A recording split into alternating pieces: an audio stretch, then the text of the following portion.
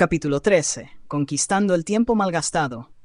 Periódicamente regresábamos a la comunidad para el necesario descanso, continuando con el socorro a los hermanos sorprendidos por la desencarnación, desprovistos espiritualmente de recursos de iluminación. Poco a poco, el número de cadáveres expuestos en las playas y ciudades víctimas de la tragedia colectiva disminuía, mientras las urbes se reorganizaban, encargándose de la remoción de escombros y la reconstrucción. El panorama de sufrimiento de los sobrevivientes era desolador. Sin embargo, la vida, en su sublime impulso de superar las desgracias, los sostenía, ayudándolos en la reedificación de su existencia.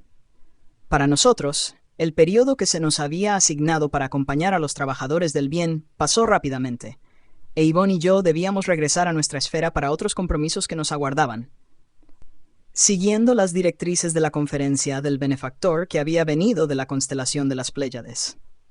Como es natural, le agradecimos al Dr. Charles todo su esfuerzo para ayudarnos a entender los mecanismos de las leyes divinas, y nos despedimos de los demás amigos, embargados por una justa emoción. El Dr. Charles había invitado a 2 espíritus que vivieron en Indonesia para que nos sustituyeran, ya que el arduo trabajo continuaría por un largo periodo. El día de nuestro regreso, el sol enriquecía la región con sus rayos benditos y el paisaje continuaba mostrando las marcas imborrables del devastador tsunami. Cuando subimos al vehículo que nos llevaría al hogar, pudimos ver a lo lejos la inmensa región envuelta en densas sombras, en las que de vez en cuando brillaban luces, representando a los obreros de la caridad en su labor de aplicar los tesoros del bien en favor de aquellos hambrientos de conocimiento y armonía personal. Llevábamos nuevas experiencias, que nos habían sorprendido por su originalidad, ya que antes nunca habíamos tenido la ocasión de trabajar en este tipo de socorro. Me impresionaba el milagro de la vida, que hace reverdecer las áreas muertas en el calor abrasador del verano. Florece las ramas secas y quebradizas de las plantas cuando llega la primavera, reanima los corazones desfallecidos en la lucha desigual y facilita el perfeccionamiento interior. Triunfa bajo todas las circunstancias aparentemente destructivas, señalando el camino de la inmortalidad como la victoria suprema de la existencia humana. Al llegar a nuestra comunidad, fuimos recibidos con cariño por los amigos con los que convivíamos diariamente, y después de que nos instalamos en nuestros domicilios, a los que nos acompañaron nos pidieron noticias de la ajetreada labor de caridad entre los desafortunados hermanos de Indonesia. En la medida de lo posible, narramos las experiencias edificantes y las lecciones aprendidas, especialmente en torno a la fraternidad entre espíritus con diferentes credos religiosos, pero unidos por los mismos sentimientos de amor, compasión y caridad. Realmente, descubrimos la solidaridad que debe prevalecer entre musulmanes y judíos, católicos y protestantes, espíritas y otros creyentes o incluso no creyentes, lo que nos produjo una inefable alegría interior, redescubriendo la sabiduría divina que pulsa en todo, así como el poder de la solidaridad fraternal, que no se somete a los caprichos rigurosos del ego apasionado. En nuestra comunidad, periódicamente se alojaban espíritus de diversas procedencias, trabajando con nosotros bajo la luz del pensamiento de Jesús y de Allan Kardec, superando los impedimentos dogmáticos de sus antiguas creencias y adaptándose al patrón universal, alejado de acrónimos y terminologías, pero siempre idéntico en sus objetivos elevados y propuestas liberadoras.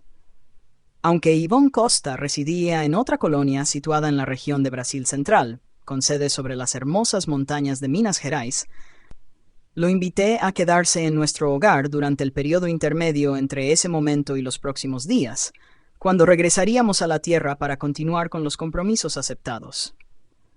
Comprensiblemente, el intercambio entre las colonias espirituales es constante y natural, como sucede en la Tierra entre las diferentes comunidades que se apoyan y confraternizan. Aunque cada una posee sus propias y específicas características, todas operan en favor del desarrollo moral de sus habitantes desencarnados, preparándolos para los futuros logros en las reencarnaciones bendecidas.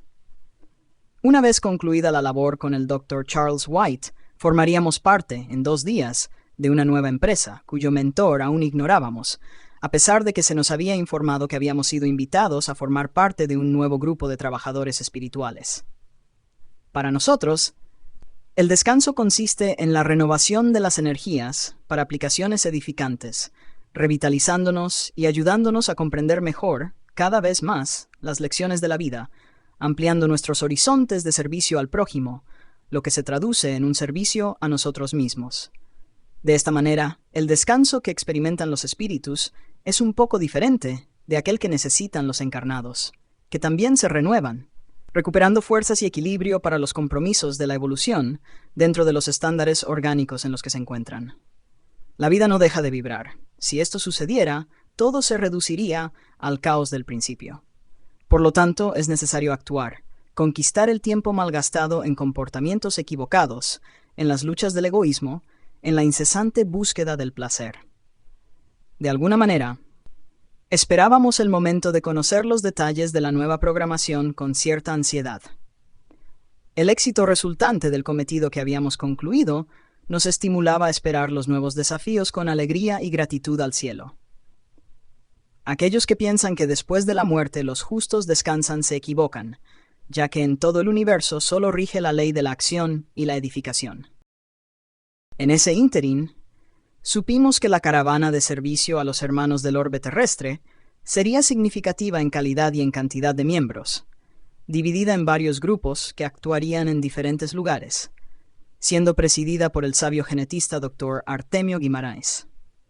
Conocía un poco su fascinante historia, que lo había proyectado a la condición de jefe del Departamento de Reencarnaciones de nuestra colonia Redención. El eminente espíritu llevaba aproximadamente 30 años desencarnado. Después de una laboriosa existencia misionera en Brasil, se había reencarnado con la misión de hacer todos los esfuerzos, utilizando los mecanismos de preservación de la vida, y había dedicado sus empeños a favor de la sana reproducción humana. Habiendo renacido en un hogar modesto para conocer las dificultades y superarlas desde temprano, en la ciudad de Río de Janeiro, muy joven aún reveló las aptitudes superiores que traía del mundo espiritual. Un niño vivaz y simpático, inteligente y generoso, se convirtió en un joven responsable y estudioso, ayudando a su madre viuda, una luchadora de gran envergadura que se había comprometido a recibirlo en sus afectuosos brazos, mientras simultáneamente asistía a la escuela nocturna. Con sacrificios hercúleos, superó los desafíos de la juventud, manteniéndose fiel a los postulados del deber, superando las condiciones ambientales agresivas y perturbadoras, abrazando el anhelo de salvar las vidas aún en formación, luchando con denuedo contra cualquier forma de aborto criminal. Para cumplir mejor con su futuro ministerio, se trasladó a la ciudad de São Paulo después de la desencarnación de su madre, que fue víctima de la tuberculosis debido a la debilidad orgánica y la deficiente alimentación. Allí, comenzó a trabajar con más ahínco hasta que logró ingresar en la famosa universidad de esa ciudad, a la que asistía con espíritu combativo y tenacidad. Habiéndose identificado con nobles maestros de medicina, verdaderos apóstoles que han pasado por el augusto centro educativo de muchas generaciones de científicos y profesionales honorables, se dedicó al estudio de la biología, la embriogenia, integrándose en el grupo de aquellos apasionados por la naciente ingeniería genética.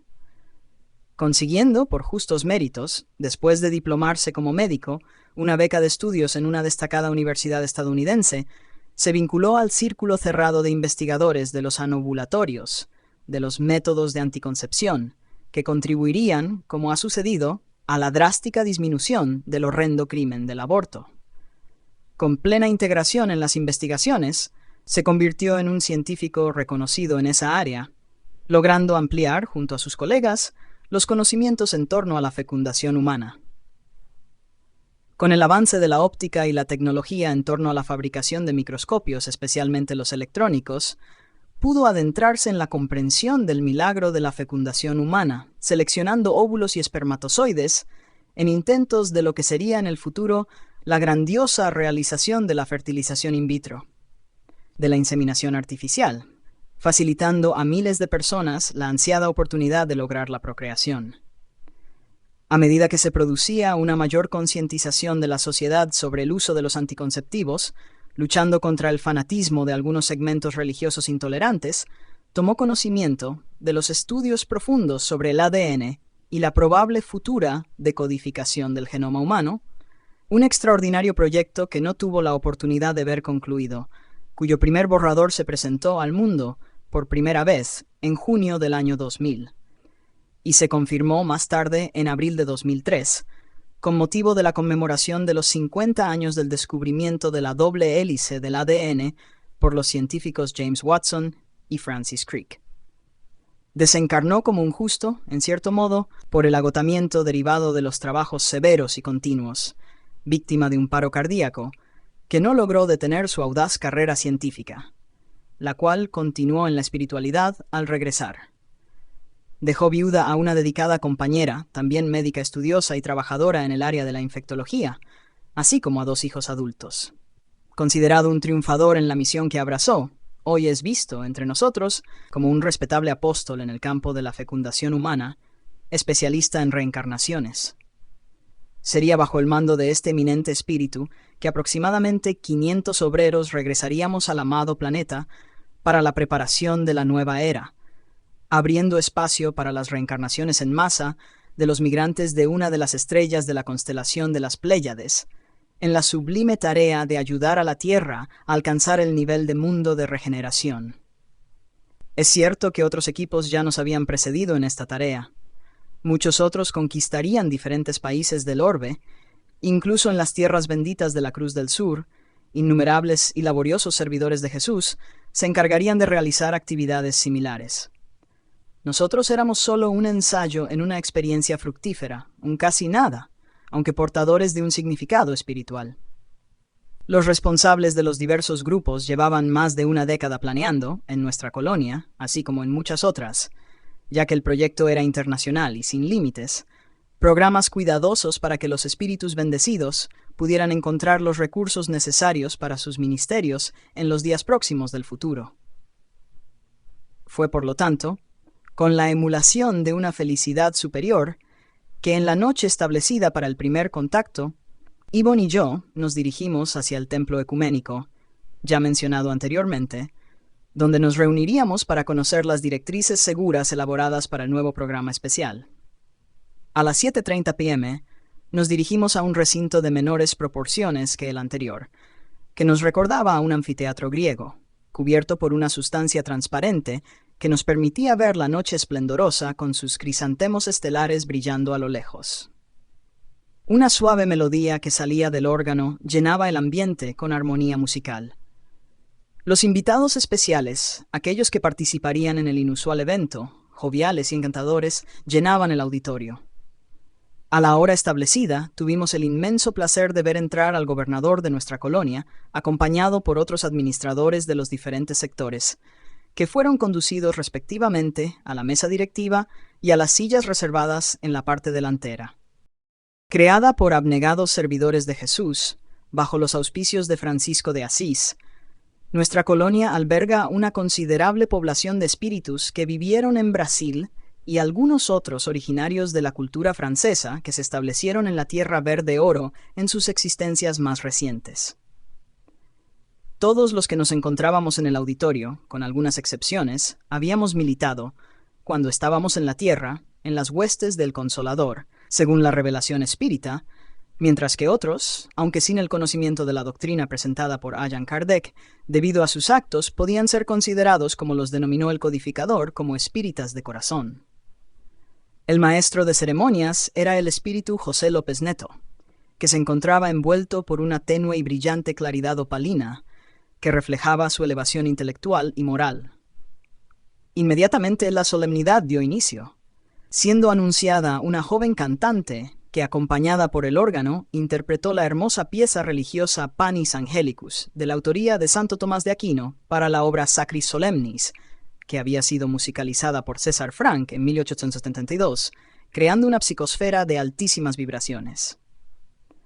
A continuación se conformó la mesa central, siendo invitado el doctor Artemio Guimarães, y para el deleite de todos, acompañamos la entrada del pobrecillo de Asís, para sorpresa general, acompañado por su hermana Clara en el esplendor de la juventud y la belleza, y por algunos otros compañeros de las primeras horas de su revolución de amor en el pasado.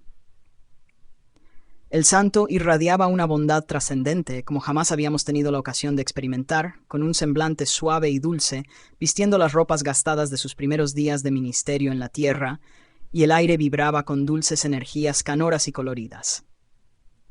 Recibidos a la entrada por una comisión previamente organizada, los dos apóstoles, esposos de la hermana Pobreza, fueron conducidos a la mesa. Estábamos extasiados, respirando a un ritmo inusual. Después de la oración de apertura pronunciada por nuestro gobernador, López Neto anunció la palabra de nuestro director, el doctor Artemio, entretejiendo ligeras consideraciones sobre sus responsabilidades y presentando algunos de sus rasgos biográficos. El respetable científico se acercó a la tribuna, exteriorizando la nobleza de la que estaba investido, y dio inicio a su mensaje. Nobles mentores que nos honráis con vuestras presencias. Queridas hermanas y queridos hermanos en Jesucristo, alabemos al Señor y cantémosle hosanas. La ley de progreso es incontestable y el amor de nuestro Padre es inconmensurable, proporcionando a todo y a todos un continuo perfeccionamiento que los llevará a la cumbre de la plenitud. Conforme a lo señalado por Jesús, en el sermón profético registrado por el evangelista Marcos, en el capítulo 13 y sus versículos, vivimos la época de los signos representativos de los grandes cambios que se operarán en el planeta terrestre a lo largo de los tiempos. Posteriormente confirmadas las graves revelaciones por Juan Evangelista en su memorable Apocalipsis, ya vivimos estos días significativos, anunciadores de las grandes transformaciones que se están presentando en el amado orbe. Mucho antes de ellos, los profetas Isaías, Enoc y otros también señalaron los acontecimientos que deberían suceder, gracias a los cuales un nuevo mundo rico en bendiciones surgiría para la humanidad. A su vez, el calendario maya también registra los graves sufrimientos para las criaturas terrestres de este periodo, con un gran margen de acierto. Nostradamus, el más célebre de los profetas, tuvo la ocasión de señalar los eventos dolorosos que se abatirían sobre los seres humanos en caso de que persistieran en los comportamientos arbitrarios que se han permitido. Más recientemente, Edgar Cayce predijo cambios muy acentuados en la geografía terrestre, en varias partes de su país y en otros continentes, como resultado de fenómenos sísmicos definitorios del Nuevo Mundo. Y a lo largo de la historia, se multiplican las revelaciones en torno a las ocurrencias aflictivas que se están presentando en todas partes, llamando la atención de las criaturas humanas que permanecen descuidadas, absorbidas por los vapores del placer y de los goces agotadores. Los espíritus del Señor también se refirieron a este respecto a Allan Kardec durante la codificación de sus enseñanzas, aclarando que ocurrencias trágicas asolarían el planeta, trabajando sus estructuras físicas, morales y espirituales. Periódicamente, profetas de ocasión y sensitivos dignos expresan sus sentimientos y preocupaciones en torno a los grandes cambios que ya están sucediendo, pero que se volverán más expresivos si la sociedad continúa en la carrera desenfrenada de los descalabros morales provocados por el egotismo al que se aferra. Tales fatalidades se expresan como efecto de los comportamientos primitivos que todavía nos permitimos, distanciados de las enseñanzas liberadoras presentadas por Jesús y de fácil vivencia, siempre que se apliquen a los conceptos morales y espirituales vigentes en la sociedad anquilosada en la ignorancia y el materialismo, incluso aquella que se vincula teóricamente a determinadas creencias religiosas.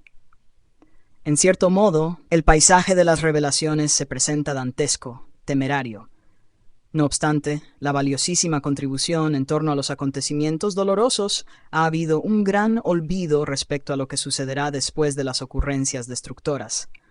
Todas las profecías, sin embargo, afirman que surgirá un mundo mejor, una nueva Jerusalén, tierras donde manarán leche y miel, un paraíso de luz y belleza, ¿por qué no decirlo?, el reino de los cielos en la tierra misma. Y esta revelación se olvida, porque todavía predomina en el espíritu humano el interés de informar sobre lo aterrador y amenazador, olvidando, de forma intencionada o no, las bendiciones del amor y la misericordia de Dios para con sus criaturas.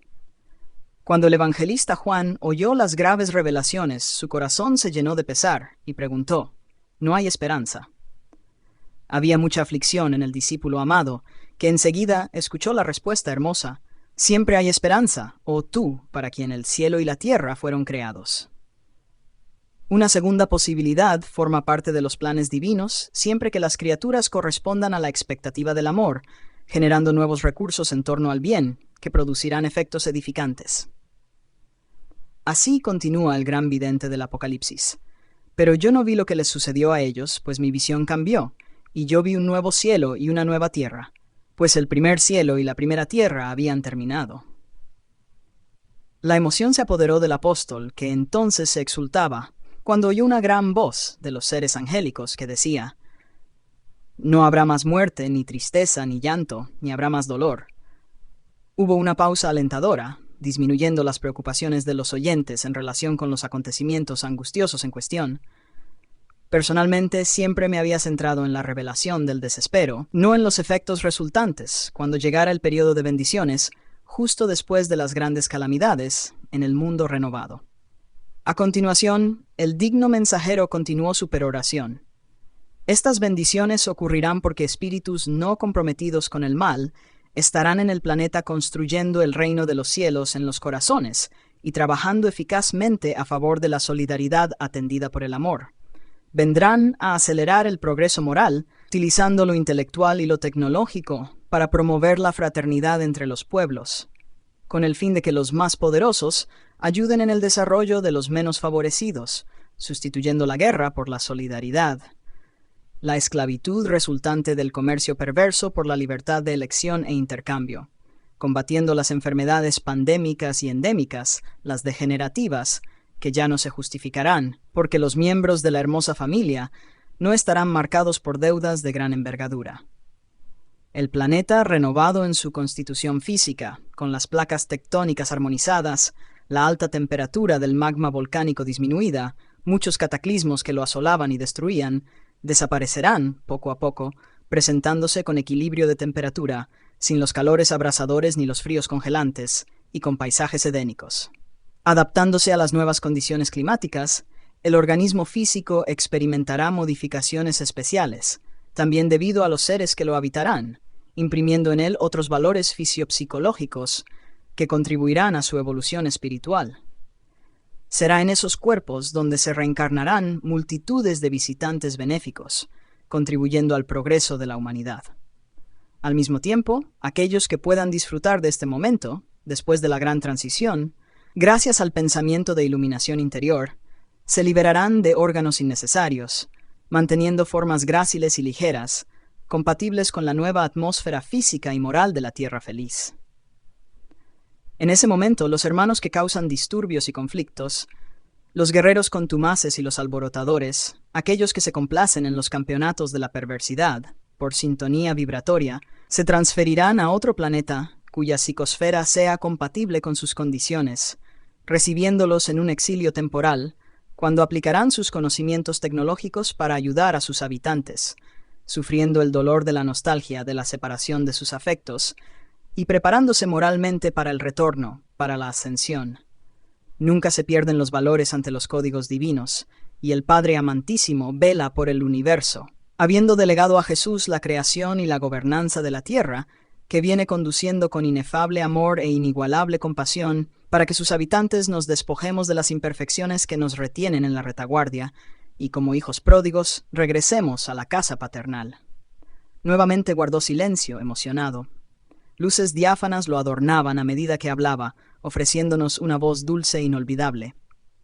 Continuando, afirmó: «Muchos de nosotros nos equipamos con los conocimientos propios en las áreas de la genética, la embriología y la embriogenia, para preparar los cuerpos que acogerán por algún tiempo, en el claustro de la maternidad, a estos mensajeros del amor y la misericordia en su peregrinación terrestre. Nuestra excursión al amado planeta tiene como objetivo preparar a la sociedad para el esfuerzo sublime de la gran transición. El tiempo apremia, y es necesario recuperar los días malgastados en los juegos viciosos de la ilusión. Necesitamos la contribución de la oración de todos, suplicando al Santo Poverello que interceda a Jesús por nosotros, sus obreros imperfectos que reconocemos ser.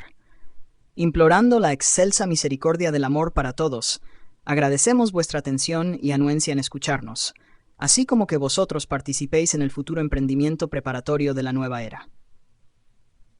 Que la paz permanezca en nuestros corazones. Un profundo silencio, hecho de emoción y reconocimiento, dominó todo el auditorio arrebatado. En ese momento el santo de Asís se levantó, se dirigió a la tribuna, y nimbado de claridades siderales, imploró, emocionado: Maestro sublime Jesús, haced que entendamos vuestra voluntad y nunca la nuestra, entregándonos a vuestras fuertes manos para que nos conduzcáis. Permitidnos que podamos cumplir con los deberes que nos corresponden, pero no conforme a nuestros deseos. Lanzad vuestra mirada sobre nosotros para que tengamos la claridad de vuestra ternura, y no las sombras de nuestra ignorancia. Bendecid nuestros propósitos de serviros, cuando solo nos hemos preocupado en utilizar vuestro santo nombre para servirnos a nosotros mismos. Envolvednos en la santificación de vuestros proyectos, de forma que seáis vos en nosotros, ya que aún no tenemos la condición de estar en vos. Dominad nuestros anhelos de poder y de placer, ayudándonos en la conquista real de la renuncia y la abnegación. Ayudadnos en la comprensión de nuestras labores, amparándonos en nuestras dificultades y socorriéndonos cuando estemos inmersos en la argamasa celular.